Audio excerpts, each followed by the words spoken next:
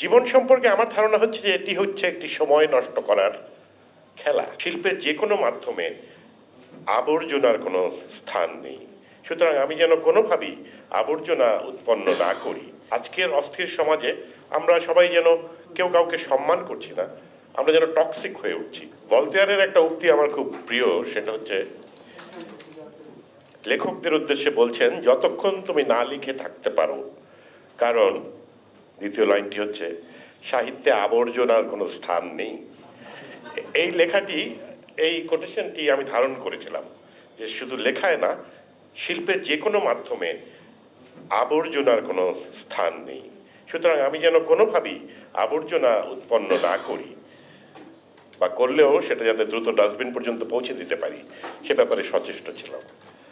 আর ওই কনফুসিয়াসের কথা যে প্রত্যেকটি মানুষের দুটি জীবন আছে, একটি বুঝতে পারে সে অর্ধেক পার হয়ে যাওয়ার পরে আর কি, সেটা শেষ হওয়ার পর, মানে দুটি জীবনের একটি শেষ হয়ে যাওয়ার পর সে বুঝতে পারে যে তার চলে গেছে।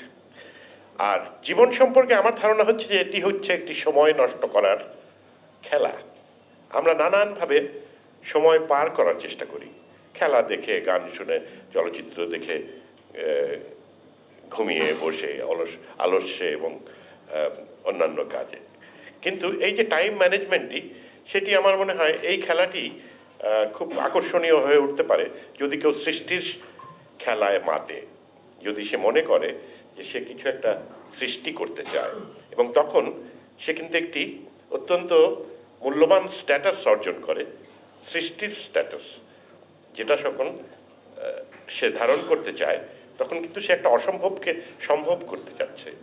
সব বলে দেয়া গল্প, পৃথিবীতে এই 17 কোটি বছরের মানুষের ইমোশনের তো কোনো চেঞ্জ হয়নি। সকল বিবর্তনের পরেও মানুষের মৌলিক হাসি, কান্না, দুঃখ, অনুভূতি একই রয়ে গেছে। ঈর্ষাও একই রয়ে গেছে।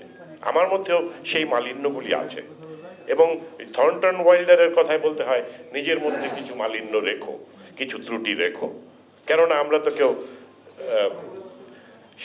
মানে আমরা হিউম্যান বিইং, এবং সেই ত্রুটি আমাদের থাকবেই। Perfection is impossible, but the attempt to make something perfect should be the approach, আমি সেভাবে মনে করি।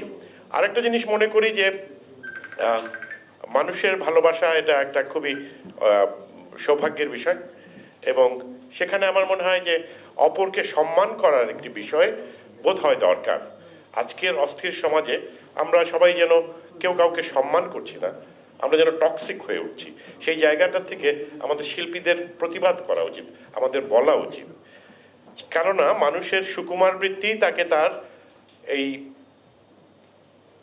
এই কঠিন পৃথিবী থেকে রক্ষা করতে পারে।